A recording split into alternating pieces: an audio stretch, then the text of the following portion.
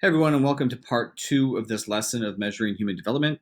I sent a message out on Friday just to let you know I had to attend a meeting today at 1:50, so that only gives us 30 minutes for HL time together. So I'm not going to rush through things. We're given a number of additional HL classes this year, so no need to worry or anything. But we are going to take some time to complete the lesson from last day and give you a task to do in order to explore the SDGs. I mentioned this last class, so it's largely going to be me reiterating some points I would like you to make. Okay. In the screencast from last day, I actually did this part of the lesson already. Okay.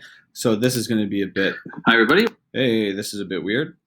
Right, I'm using this video, but if I went to, I'm not sure what the timestamp is on it. Let's just find out.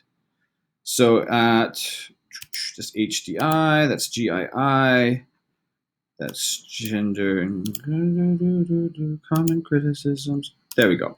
So here is where we start. I should have done that before. I apologize for that.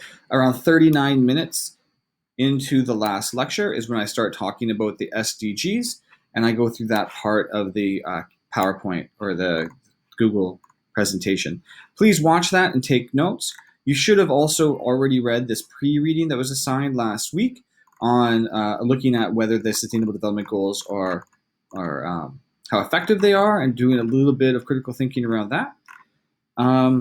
Lastly, I want you to do this, which is using this report, take notes on how the SDGs are measured and the progress to date of selected goals. Okay, this is a longer report, but this is the official Sustainable Development Report card from the United Nations, the most recent one that was released at the end of 2019. I forget the release date, actually. It was brand new. I can't remember if it came out in January or at the end of 2012 or 2019, but very recent. So don't get stuck with just the infographics at the front section of this document. Make sure you go, so say if you wanted to look into this one, in gender equality empowerment of all women and girls, and that's goal 5. Go forward into the PDF to find the more specific information on that if you're taking some notes.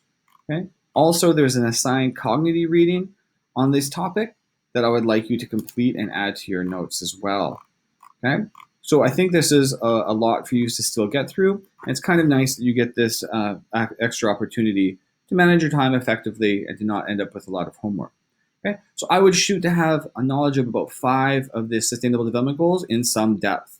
Okay, and that would be the way I would tackle it, anyways. There's 2 that I really wanted you to look at, right? As these are the ones that are done in Cognitive as well, so that's a good place to start.